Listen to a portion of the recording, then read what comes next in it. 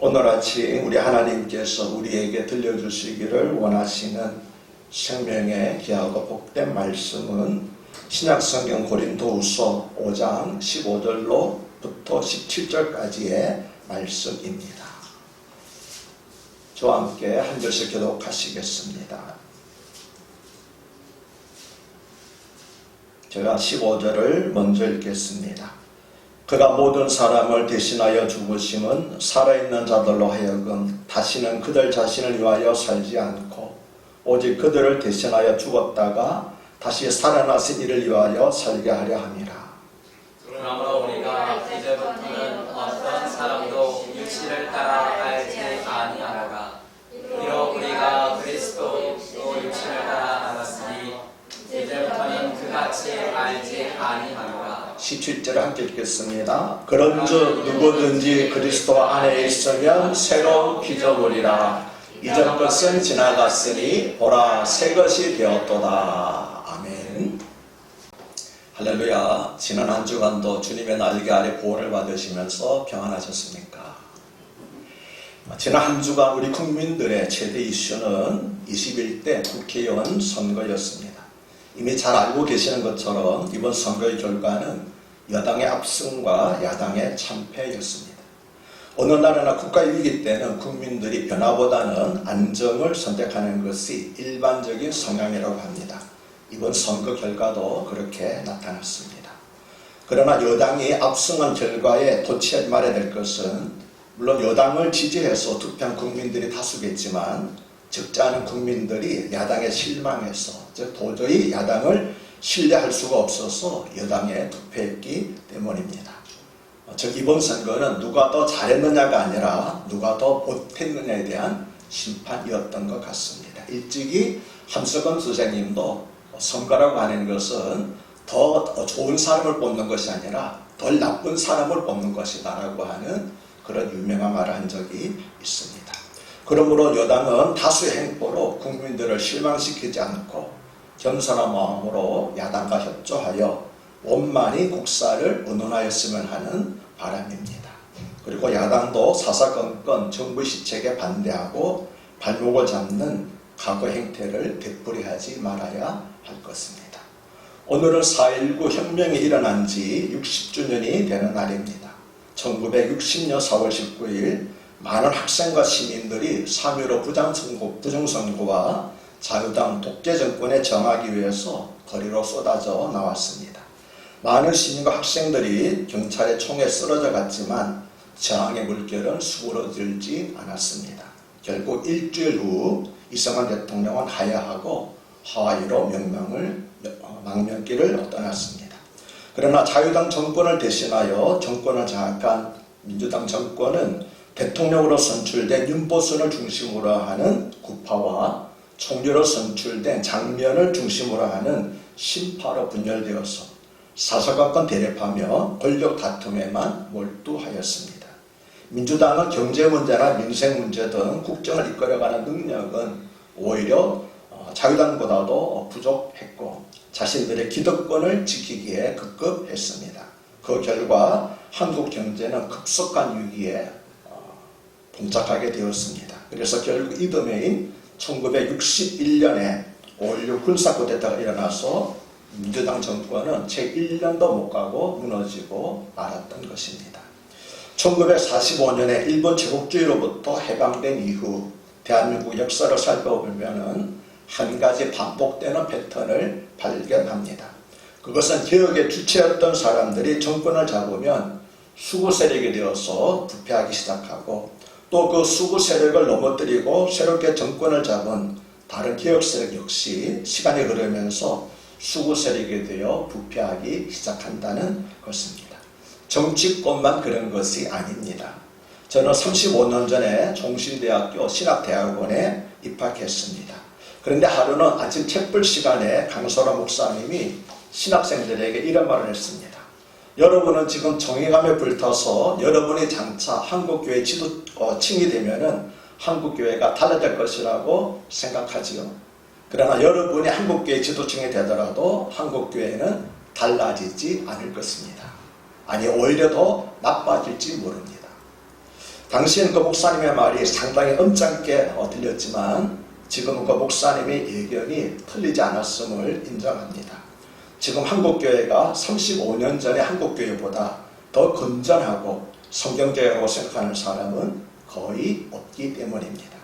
아무리 정권이 바뀌고 세월이 흘러도 그 나물에 그 밥인 것처럼 한국교회 지도층들도 사람만 바뀌었을 뿐 근본적인 부조리는 예나 지금이나 변한 것이 없습니다.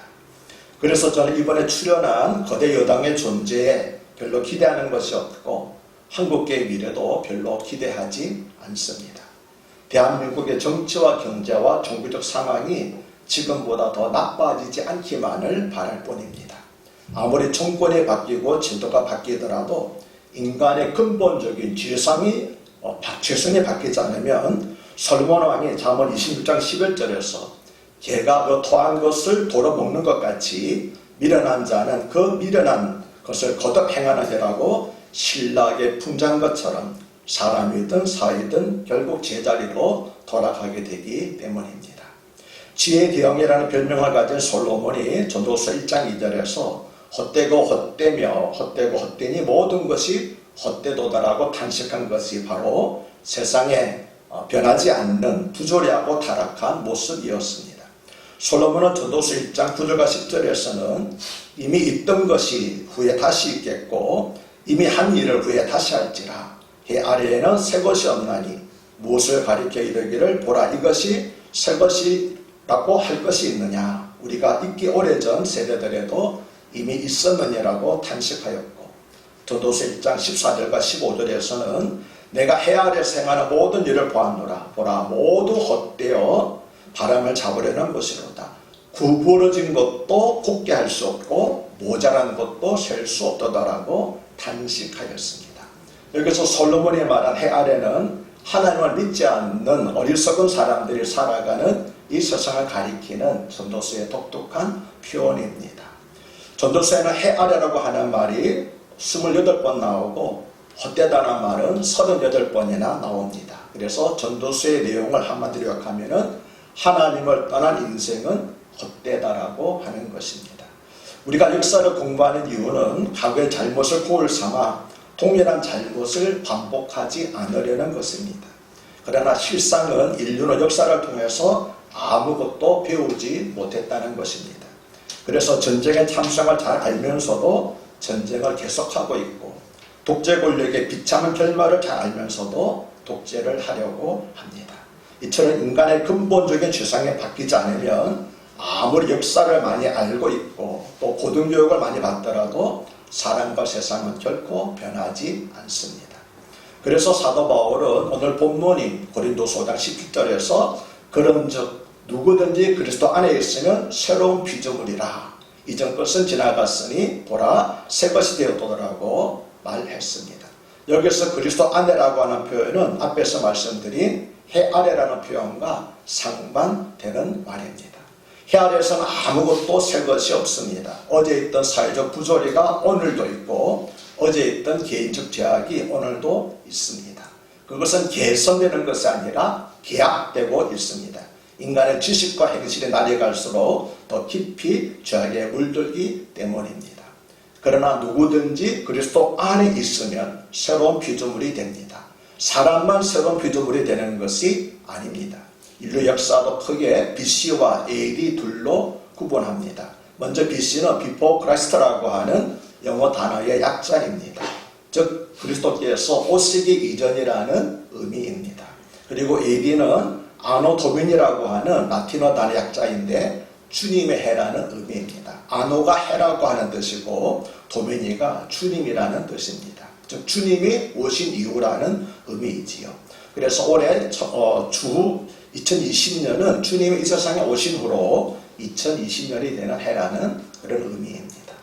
그러면 사도 바울은 왜 고린도 교회 성도들에게 이 말, 즉 누구든지 그리스도 안에 있으면 새로운 피조물이라 이전 것은 지나갔으니 보라 새 것이 되었도다라고 하는 말을 했을까요?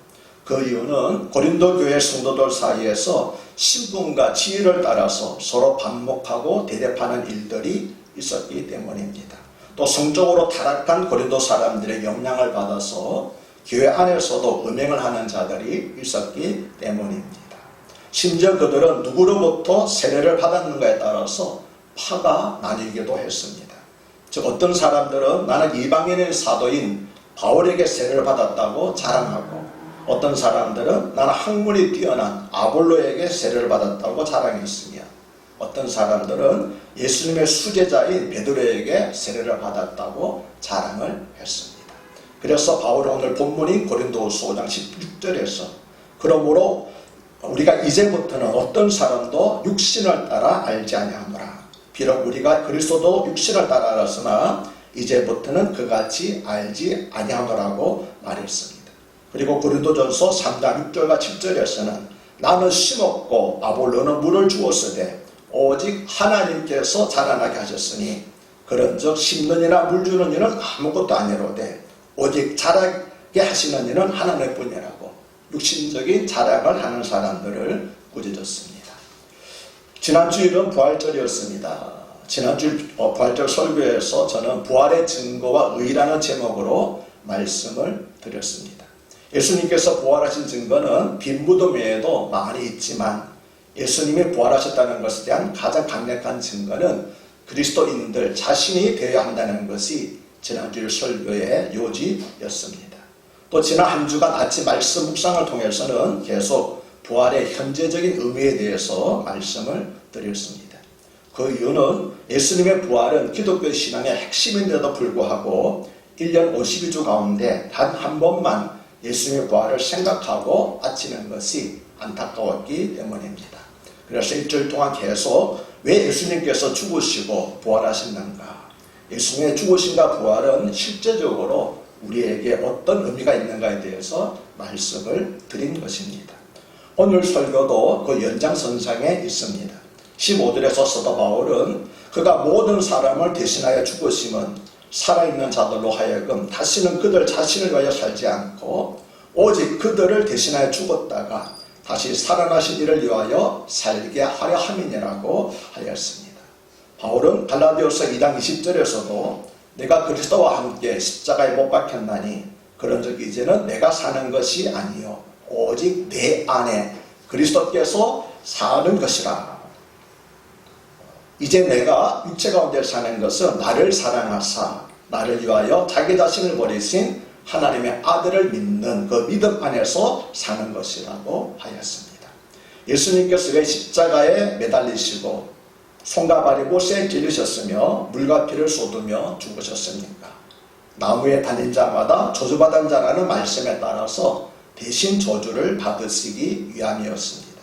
그가 찔림은 우리의 허물 때문이라는 말씀에 따라서 우리가 받아야 할 형벌을 대신 받으시기 위함이었습니다. 피 흘림이 없은즉 죄사함이 없다는 말씀에 따라 우리의 죄를 대신 속죄하시기 위함이었습니다. 그런데 이런 것들은 모두가 다 주님의 죽으심에 대한 설명입니다. 그러면 예수님께서는 왜 다시 살아나셨습니까? 히브리서 2장 14절과 15절은 죄와 사망의 권세를 깨뜨리심으로써 죽기를 무서워하며 한평생 마귀에 매여 종노릇하는 모든 자들을 놓아주려 하심이라고 하였습니다.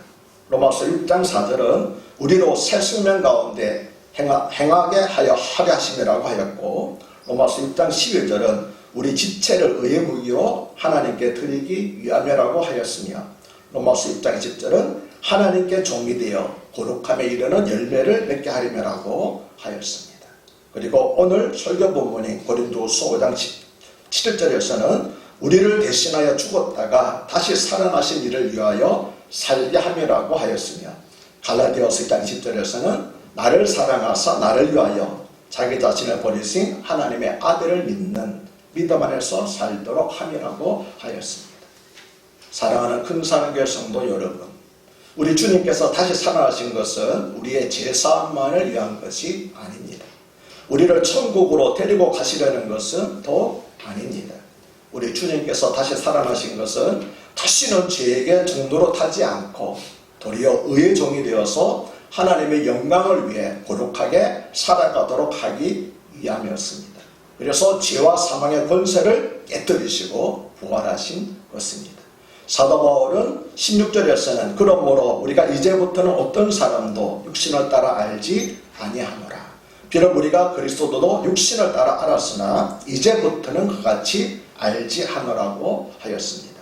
여기서 그러므로 우리가 이제부터는 어떤 사람도 육신을 따라 알지 않으라는 말은 하나님의 아들이신 예수 그리스도께서 모든 사람을 위하여 죽으시고 부활하셨음을 이전에 깨달았기 때문에 이제부터는 어떤 사람도 육체적 기준으로 판단하지 않는다는 것입니다. 즉 이 말은 그가 유대인이든지 헬라인이든지 남자이든지 여자이든지 자유인이든지 노예든지 부자이든지 가난한 사람이든지 그 어떤 것도 그리스도인들에게는 사람을 판단하는 기준이 되지 않는다는 것입니다. 왜냐하면 그리스도인들은 예수 그리스도의 죽으심과 부활에 동참함으로써 의와 진리와 거룩함을 따라 지음을 받은 새 사람으로 다시 태어났으며 그 결과 전혀 새로운 관점, 새로운 시각, 새로운 가치관을 갖게 되었기 때문입니다. 이번 21대 국정선거에서도 고질적 병폐인 지역적 쏠림 현상이 두드러지게 나타났습니다. 전라도에서는 여당이 싹쓸이를 하고 경상도에서는 야당이 싹쓸이를 하였습니다. 경상도와 전라도에도 기독교인들이 많이 있었지만 그들 역시 지방색을 탈피하지 못했습니다. 만일 우리 주님 혹은 사도 바울이 이번 선거 결과를 보았다면 그런 점에서 그리스도인들에게 크게 실망하지 않았을까요? 그러므로 앞으로는 무조건 정당만 보고 투표하지 마시고 반드시 후보자의 사람됨을 꼼꼼히 살펴본 후에 투표하여 주시기 바랍니다. 17절에서 사도 바울은 그런즉 누구든지 그리스도 안에 있으면 새로운 피조물이라 이전 것은 지나갔으니 보라 새 것이 되어도다라고 하였습니다. 현대의 성경은 이 구절을 그러므로 누구든지 그리스도 안에 있으면 새로운 존재입니다. 옛사람은 없어지고 새사람이 된 것입니다라고 번역했습니다. 이 번역은 이해하기는 쉽지만 바울이 보라라고 강조한 것을 빠뜨림으로써 조금 밋밋한 번역이 되었습니다. 그렇습니다. 누구든지 그리스도 안에 있으면 새로운 피조물이 됩니다. 먼저 누구든지라고 했습니다. 그가 과거에 어떤 사람이었으며 현재 어떤 형편과 처지에 있든지 그런 것은 아무 문제가 되지 않는다는 것입니다. 오직 지금 내가 그리스도 안에 있느냐 아니면 그리스도 밖에 있느냐는 것이 문제가 될 뿐입니다. 그리고 그리스도 안에 있으면이라고 했습니다. 그리스도 안에 있다고 하는 것은 교회에 출석하거나 세례를 받는 것을 가리키지 않습니다. 예수님은 요한복음 15장 7절에서 너희가 내 안에 거하고 내 말이 너희 안에 거하면이라고 말씀하셨습니다. 이 말씀에 의하면 그리스도 안에 있다고 하는 것은 말씀을 묵상하면서 그 말씀을 따라 순종하며 살아가는 삶을 말합니다. 즉 예수 그리스도께서 내 삶의 주인이 되심을 의미합니다. 또 새로운 피조물이라고 했습니다. 그런데 이 말의 원어적인 뜻은 새롭게 창조된 존재라는 것입니다. 즉 그리스도인들은 죄에 속한 아담의 후손들이 아니라 의와 진리와 거룩함을 따라 지음을 받은 새로운 인류라고 하는 것입니다. 이 새로운 인류는 죄와 사망의 권세가 지배하지 못하는 새 사람들입니다. 그들은 죄의 유혹을 받을 수는 있지만 죄의 지배를 받지는 않습니다. 그들은 예수 그리스도와 세계에 대하여 새로운 관계를 맺게 된 사람들입니다. 그들은 전혀 다른 생활 방식과 가치관을 가지고 세상 사람들과 구별된 삶을 살아가는 사람들입니다. 비록 그들의 육신은 이 땅에 속해 있지만 그들의 시민권은 하늘에 있는 사람들입니다. 그들은 거룩하신 하나님을 아버지라고 부르는 하나님의 자녀들입니다. 그들은 하나님께로부터 나시니 즉 하늘과 땅의 권세, 땅의 모든 권세를 가지신 예수 그리스도께서 그들을 지키심으로써 악한 자, 즉 사탄 마귀가 그를 만지지도 못하는 존귀한 하나님의 백성들입니다. 아멘이십니까?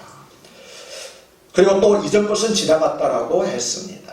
그러므로 과거에 발목을 잡히지 마십시오. 그리고 뒤를 돌아보지 마십시오. 쟁기를 잡고 뒤를 돌아보는 자는 하나님 나라에 합당하지 않기 때문입니다. 베드로는 베드로후서 2장 22절에서 거짓 선자들을 가리켜 참된 속담에 이르기를 개가 토했던 것에 돌아가고 돼지가 씻었다가 도롱 구덩이에 도로 누웠다는 말이 그들에게 응하였도다라고 책망을 하였습니다. 우리 근사교회 성도 여러분들은 장자 주님 앞에서 결코 이런 책망을 듣지 않도록 하시기 바랍니다. 마지막으로 보라라고 하였습니다. 여기서 보라라고 하는 말은 눈을 씻고 주목하여 똑똑히 보라는 것입니다. 무엇을 보라고 합니까? 우리 모두가 새 사람이 되었다는 사실을 보라는 것입니다. 여러분도 우리 모두가 다 새 사람이 되었다는 사실을 인정하라고 하는 것입니다.